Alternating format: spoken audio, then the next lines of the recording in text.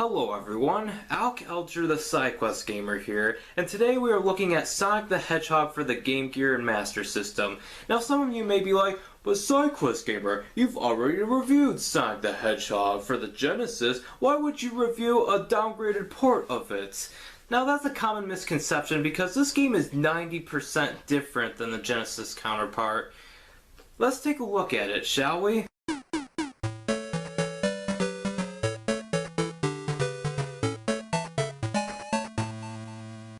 Yes, this is an 8-bit Sonic the Hedgehog game that was popular with Game Gear owners back then, but not so much nowadays as it's often ignored in favor of the Genesis version. The Game Gear was the little handheld that could. It was released in 1991 in North America as a competitor to Nintendo's Game Boy, with its main gimmick being that the games are in color. Problem is that the handheld was a lot bulkier than the Game Boy because it had to support more advanced hardware, and while I can't confirm this for myself, I did hear that the battery life was only 3 hours if that, which is a problem for games back then that had like a beat in one sitting method of progression. Compared to the Game Boy's 12-hour battery life, that's probably the reason why it did not sell nearly as well as the Game Boy. The Sega Game Gear only sold 10 million units compared to the Game Boy's 118 million units. And while it did a lot better than the Atari Lynx, it was a commercial flop, and was discontinued in 1997. You know, come to think of it, this is exactly like the PlayStation Vita. Despite being a more advanced handheld than the Nintendo counterpart in terms of hardware, its library of games just didn't match up, and as a result, it failed to sell. In fact, the PlayStation Vita only sold like 12 million copies, which is only like 2 million more than the Game Gear. Well anyways, one of the most popular games for the Game Gear was the 8-bit Sonic the Hedgehog released in 1991. The Master System version came out 4 months after the Genesis version in North America, and the Game Gear version came out 2 months afterwards.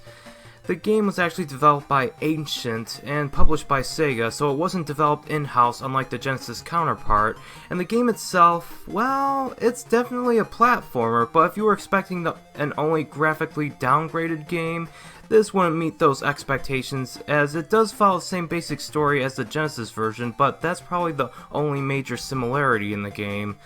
There are 6 zones in the game, each containing 3 levels, or acts, but the levels themselves are different than the Genesis version, including the zones that share the same name. The first world is Green Hill Zone. While Act 1 will look very similar to the Genesis version, minus a few rings and platforms, Act 2 is completely different, as it involves going into tunnels and making it out to reach the exit. Now you're probably expecting the next zone to be Marble Zone, right? Nope!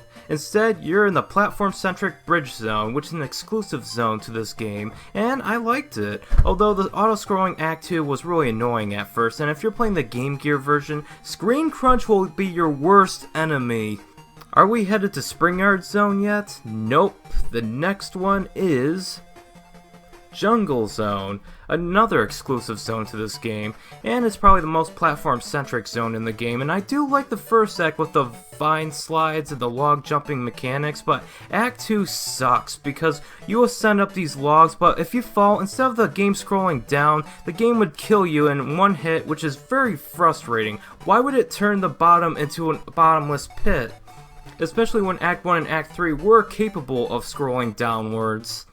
At least for the Master System version. The Game Gear version, however, does scroll down on Jungle Zone Act 2. I don't know why, maybe in 2 months they thought that it was not a good idea to not have the level scroll down. Now you're probably expecting the next zone to be another exclusive zone. Nope, out of all of the zones in the Genesis version, why did they bring back Labyrinth Zone? Due to technical issues, this zone goes through major slowdown, especially when underwater. I might actually hate this version's Labyrinth Zone more than the Genesis version, although there were a lot less of those spiked enemies than the spinning ball and chains, so at least I didn't die from cheap deaths and only drowned a few times, but this is easily the worst zone in the game. And Scrap Brain Zone, Act 1 is really short and could be beaten in under a minute if you know what you're doing, but Act 2 involved hitting a switch in one place, then backtrack, then it sucked. And Act 3 was even worse, as it had you go through a maze and then had no boss battle afterwards to make it worth the trip. Just Sonic chasing Robotnik. Not too fond of Scrap Brain Zone either. Now you may be thinking this is the last zone in the game, but no, Scrap Brain Zone is not the final zone. Instead, we have Sky Base Zone. Again, it's platform centric and really does test your skills in platforming. Interestingly enough, those annoying electric wires you saw in Sonic CD's Wacky Workbench Zone first appeared in this game. Not sure if it was a coincidence, but it's kind of neat, although they will kill you a lot if you're not careful. The bosses in each zone's Act 3 involves Robotnik. Who else? And while I like that the boss battles in Green Hill, Bridge, and Labyrinth Zones were actually well thought out and original and didn't just copy and paste the Genesis version's boss battles, the Jungle Zone boss battle was extremely cheap with that rolling ball on that vine, and the final one is just a downgraded version of the Genesis counterpart. But for some reason, the Game Gear version are easier, like the first boss for example, you couldn't attack him above until he descended, but due to the Game Gear screen crunch, they had to move Robotnik lower, so the boss fight made him a total pushover because I could hit him whenever I wanted. And the bosses even have different locations, like the second boss for example. The Master System version you fought in 3 platforms when you were fighting Robotnik in his submarine machine, but in the Game Gear version you fight him on a bridge. I do hate that in each boss level there are no rings to be found, meaning you could die in one hit, and I find that highly tedious, especially with the Jungle Zone boss. I at least died 9 times on that stupid boss battle, and it has cost me a game over. Would it eat up so much cartridge memory to at least include one ring in these boss levels? I didn't mind it for the final bosses of Sonic 1 and 2, as it is the final boss, it's supposed to test your skill and might, but not for every boss battle. I also hate that in the game you lose your rings, you cannot recover them, leaving you more vulnerable to death than ever. The issue is remedied in the sequels, but is a major annoyance in this game. So the game itself has a few flaws. I don't mind that it's more about platforming and less about speed, since I understand that the Game Gear and Master System has its fair share of limitations, but the level design can get really cheap sometimes. I will say that I did enjoy myself for 70% of the time. The controls themselves don't exactly replicate the Genesis counterpart, but they do a fine enough job. Sonic does feel a lot slower and kind of heavier. The physics are kind of odd, as rolling in a ball form would only work for 5 seconds tops before coming to a complete stop, therefore not being as efficient in flat terrain as the Genesis counterpart.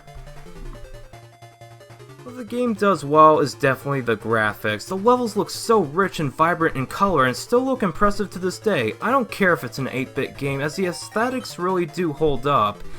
Well, of course, the Master System and Game Gear always had a better color variety than their Nintendo counterparts, no offense NES and Game Boy. And the 8-bit music is really enjoyable to listen to. I do wish that they did add a little more work with the 8-bit version of Green Hill Zone, but it's still a good version to listen to. It just sounds more melancholy and less energetic than the Genesis version. But I do enjoy the Bridge Zone theme the most in the game, and I really like the Labyrinth Zone theme. It actually makes that level a little more bearable. The Jungle Zone theme sounds like it belongs in the Game Boy version of Donkey Kong, but in its own right, it's very good. But I really love the soundtrack. It's highly underrated and probably some of my favorite 8-bit music in any game.